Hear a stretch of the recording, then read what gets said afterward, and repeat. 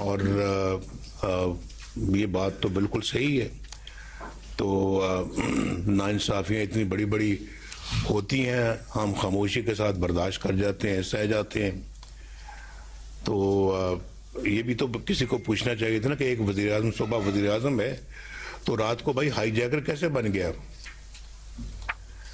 تو یہ ساری چیزیں جو ہے نا یہ اپنا بہت افسوسناک ہیں. اور پھر آپ اپنا آپ میں سے پتہ نہیں کتنے آج صبح یا کل آئے ہوں گے ہوائی جہاز پہ, اور کئی بائی روڈ موٹر وے سے آئے ہوں گے. تو پہلے تو سڑکوں پہ آنا بڑا ایک مشکل کام تھا, اور آج کل تو جگہ جگہ آپ کو موٹر ویز ملتی ہیں. تو آپ کے 10 گھنٹے کے سفر جو ہے وہ 5 گھنٹے کے ہو گئے ہیں, یا اس سے بھی کم کے ہو گئے ہیں. ابھی ہمیں آپ یہ بتائیں کہ ہم اگر وہاں سے پشاور سے سکھر تک ہم نے جو ہے وہ موٹر وے بنا دی, تو سکھر سے آگے حیدرآباد کیوں نہیں بنائی؟ ایک سوال کا جواب ہے جو مجھے پچھلی حکومت سے پوچھنا ہے. جو 2018 میں ہمیں RTS بند کروا کے جو حکومت لائی گئی تھی, کیا وہ ایک موٹر وے بھی نہیں بنا سکی جو کہ سکھر سے حیدرآباد؟ وہ ہمارے منصوبے میں موجود تھا وہ, اور اگر ہماری حکومت نہ توڑی جاتی تو 2020 میں موٹر وے تیار ہو جاتی. اسی طرح کی 6 لین رائٹ فرام اسلام آباد, فرام پشاور ٹو حیدرآباد. تو یہ کس چیز نے ہمیں اس سے روکا؟ مجھے بتائیں نا. اب ہم تو خیر اللہ کے فضل و کرم سے موٹر وے بھی بنانے والے ہیں, بجلی کے کارخانے بھی ہم نے لگائے ہیں, ہم نے ڈیم بھی بنائے ہیں, ہم نے بلوچستان کی ہائی ویز کو اور سڑکوں کو بنایا ہے, ہم نے سندھ میں بنایا ہے, ہم نے ہزارہ موٹر وے بنائی ہے, ہم نے لواری ٹنل چترال میں جا کے 50 ارب روپے خرچ کر کے ہم نے ٹنل بنائی ہے, ہم نے پرانے کراچی کے اندر گرین لائن بنائی ہے, یہ پنجاب میں میٹرو بس بنائی ہے, شہباز صاحب نے خود بنوائی ہیں, یہ لاہور کے اندر انہوں نے اورنج لائن بنائی ہے. بھئی کراچی میں کیا امر مانے ہے کہ کراچی کے اندر یہ ترقی کے کام کیوں نہیں ہوئے؟ ایک پینے کا پانی کا منصوبہ بھی جو ہے نا وہ بھی مکمل نہیں ہوا وہاں پہ. ہم نے جو گرین لائن لگائی ہے وہ گرین لائن سب کچھ تیار ہو گیا, لیکن جو بسیں تھی وہ نہیں آئیں بہت عرصے تک. تو یہ تو بھائی, اور پھر کس نے کراچی میں امن قائم کیا؟ دہشت گردی کو ختم کیا.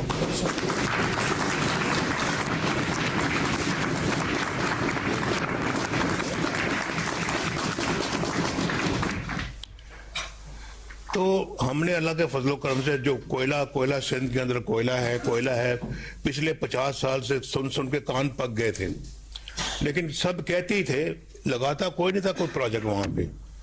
ہم نے اس کوئلے کی کان کو جا کے کوئلہ وہاں سے نکالا, ایک وہ پروجیکٹ, اس کوئلے کو پھر ہم بجلی میں ڈالا, اور آج وہاں بجلی بن رہی ہے. ہم نے عمل کر کے دکھایا. کراچی کے اندر جو ہے نا وہ جو ہمارا نیوکلیئر پاور پلانٹ لگایا 2200 میگا واٹ, کوئی چھوٹا پلانٹ نہیں ہے, 2200 میگا واٹ. تو کس نے یہ سارے کام کیے ہیں؟ اور ہمیں کہہ دیتے ہیں نواز شریف نے امن قائم کیا, نواز شریف نے امن قائم کیا. جب ووٹ کی باری آتی ہے تو ووٹ کسی اور کو چلا جاتا ہے. یہ چترال والے بھی کہتے ہیں وہ جناب نواز شریف نے وہاں پہ لواری ٹنل بنائی ہے, لواری ٹنل بنائی نواز شریف نے بنائی ہے. جب وہاں پہ الیکشن ہوا تو ووٹ جماعت اسلامی کو چلا گیا. ٹنل ہم نے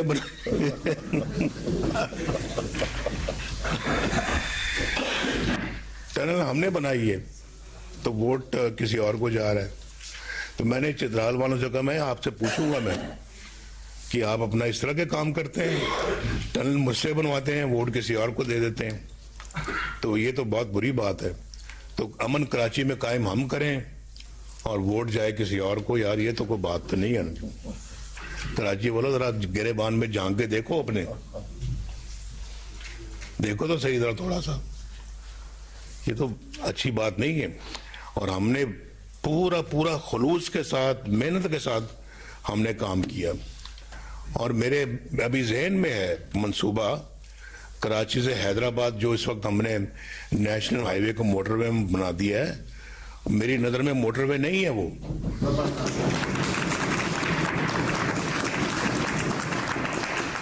وہاں ایک موٹر وے انشاءاللہ بنے گی کراچی سے حیدرآباد, اور وہ لاہور اسلام آباد سے بھی بہت بہتر بنے گی انشاءاللہ. شہباز صاحب سن رہے ہیں یہ بات, باقی بھی دائیں بائیں سن رہے ہیں, ابھی سے میں ان کو سنا رہا ہوں تاکہ پیسے تیار رکھیں. تو بھائی ہم تو ترقی والے لوگ ہیں, کام کرنے والے لوگ ہیں, ہم غریبوں کی ماشاءاللہ دکھ درد بانٹنے والے لوگ ہیں. غریبوں کے لیے ہم نہیں چاہتے کہ ملک میں کوئی مہنگائی ہو, آٹا دال مہنگا ہو. روٹی ہمارے زمانے میں 4 روپے کی تھی, آج 20 روپے کی ہے. یہ کوئی بات ہے یار کرنے والی, کوئی بات ہے؟ یہ اپنے ملک کو کہاں لے گئے ہم؟ یہ عوام کو بھوکا مارنا ہے ہم نے. جب یہ باتیں میری نظروں کے سامنے آتی ہیں, میرے دماغ میں آتی ہیں, تو میں تو بہت دکھی ہوتا ہوں, بہت دکھی ہوتا ہوں کہ اب روٹی لوگ بیچارے کئی ایسے ہیں جو غریب ترس لوگ جو ہیں وہ روٹی پلانٹ لگائیں, انہوں نے روٹیاں وہ مفت لوگوں کو بانٹتے ہیں.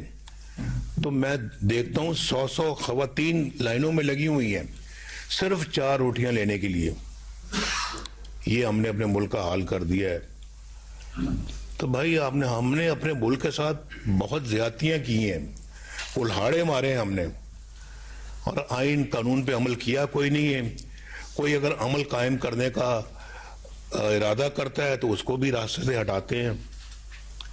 ہم نے تو آئین قانون کو کبھی نہیں توڑا. اب میرے اوپر کوئی الزام نہیں ہے کہ میں نے کبھی اپنے قانون کو توڑا ہو, اپنے آئین کو توڑا ہو, یا پاکستان کے خلاف میں نے کوئی کام کیا ہو, پاکستان کے مفاد کے خلاف کام کیا ہو. ہم نے ہمیشہ آئین کی پاسداری کی ہے اور آئین کی رکھوالی کی ہے, اور جو اسے ہٹے ہیں اس کا نوٹس لیا ہے, جس کی وجہ سے پھر سارا حملہ ہمارے اوپر ہی ہو جاتا ہے. تو اس کی سزا پھر ہمیں بھگتنی پڑتی ہے. حکومت سے زیادہ تو میں اتنے سال میں حکومت نہیں میں رہا جتنے سال میں ملک بدری میں رہا ہوں. جتنا وقت میں نے جیلوں میں گزارا ہے, جھوٹے مقدمات میں گزارا ہے. وہ مقدمے دیکھ کے ان کا کیا حشر ہوا ہے. ہائی کورٹ نے ان کو 2-3 پیشیوں میں نکال کے باہر مارا ہے کہ اس میں تو ہے ہی کچھ نہیں بھائی. کیوں سزا دی نواز شریف کو؟ مجھے ذرا بتائیں نا جی. سب آخر ایک وزیر, میں کوئی اللہ معاف کرے کوئی کرمنل ریکارڈ میرا نہیں ہے. میں ملک کا وزیر اعظم تھا, وہاں اس عہدے سے ہٹا کے آپ نے مجھے جیل میں ڈالا, جھوٹے مقدمے کیے اور 150 پیشیاں بھگتی میں نے. ساتھ یہ بھی, اس نے بھی, مریم نے بھی. ہم کون سے, ہم میں سے میرے بھائی اس کے بھی جھوٹے مقدمے بنے, یہ جو بیٹھے ہیں اس پہ جھوٹے مقدمے بنے, دائیں بائیں سب بیٹھے ہوئے ہیں. وہ دیکھ رانا ثناءاللہ صاحب کے اوپر تو پرچہ بنا دیا ہیروئن کا, سمگلنگ کا. تو اتنا جھوٹا پرچہ یار, خدا کا خوف کرو بھائی, کہ گاڑی سے نکلی ہے, ہیروئن نکلی ہے, کہاں ثبوت اس کا؟ وہ بھی جج نے اٹھا کے اس کو بھی باہر پھینکا مقدمے کو. مقدمہ بنانا ہے کوئی, یہ تو نہ بناؤ نا کہ ہم بھینس چوری کرنے والے تو ہم نظر نہیں آتے. بھینس چوری کا مقدمہ ہمارے خلاف بن رہا ہے. ہم تو وہ کبھی نہ بھینس چرائی ہے نہ کبھی ہم نے سوچا اس کے بارے میں. ان کو بھی ہیرون کا مقدمہ ڈال دیا بیچارے کے اوپر. بہرحال جی, میں آپ سب کا بڑا مشکور ہوں.